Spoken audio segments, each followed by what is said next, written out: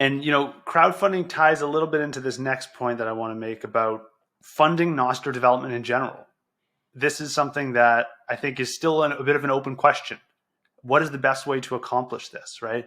We saw Jack came in with about 14 Bitcoin. He's kind of like seeded the Nostr ecosystem a little bit. I think the Human Rights Foundation just gave 50,000, I believe it was $50,000 to a Damus developer, William Kasserin. So we're starting to see some grants and bounties Yep. emerge, but there's this big question I think that still exists about what is the right funding mechanism for Nostr? Is it bounties?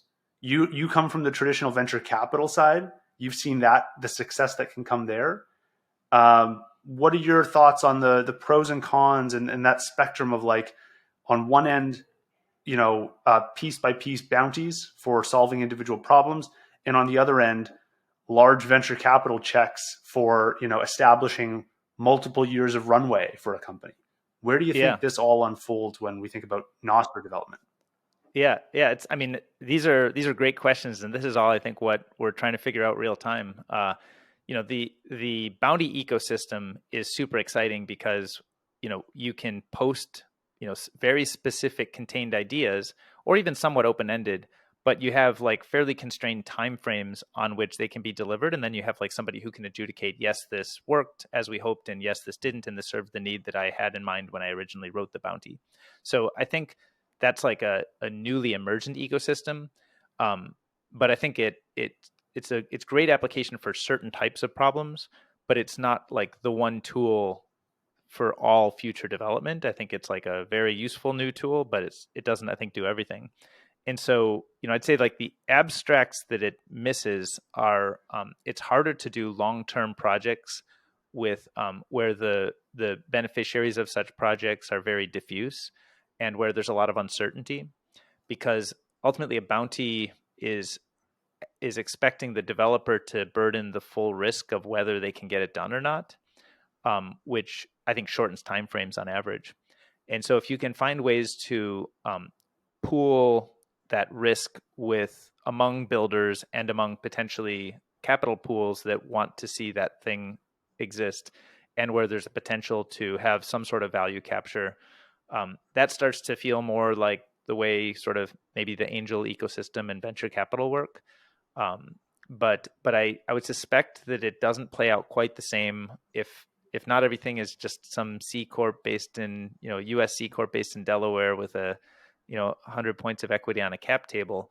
Um, you know, it might be that venture capital is not the right model, but I think something that shares the risk so that people who are good at developing and who want to invest they want to invest their sweat equity, their own time in building something. Um, I don't think they should be limited just because they shouldn't be limited or required to take all of that risk. They should be able to share that risk. And I think we don't have the models yet for how that risk should be shared. And I think if you go like to the very extreme, the extreme outside of venture capital, where it's like extreme long time frames, extremely diffuse beneficiaries, you see kind of how basic science research works, which is mostly U.S. government funded basic science, is sort of the way you achieve that, and that's how you do things like discover mRNA or CRISPR, or historically would send rockets to the moon and stuff. So I think it really depends on a lot of time frames and needs, but I think we do need new models. Now, I don't know exactly what those models look like, because the kind of USC Corp thing has sort of been well adjudicated. We've run through adversarial environments where like the C Corp is not quite, the people operating it are not behaving properly.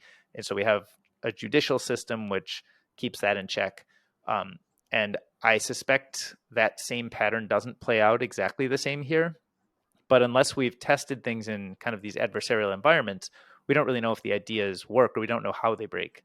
And so I think, the naive us, we sort of can naively go and say, hey, wouldn't it be great if we just had like everything was decentralized and, everybody gets a vote or something on the direction of this project, or was the bounty achieved? And like at a high level, those are exciting ideas, but until they're tested in adversarial environments, we don't actually know where they break down. We can predict some, but we won't really see how it plays out. So if you sort of want to have capital partners pool their resources with sweat equity or build partners and try to make something that a lot of people want in the world, but where they want to share that risk, how do they capture the upside and who gets what votes, or how do you sort of even structure that thing? It's probably not a traditional board or traditional kind of minority investor with maybe some additional investment rights for preferred shareholders.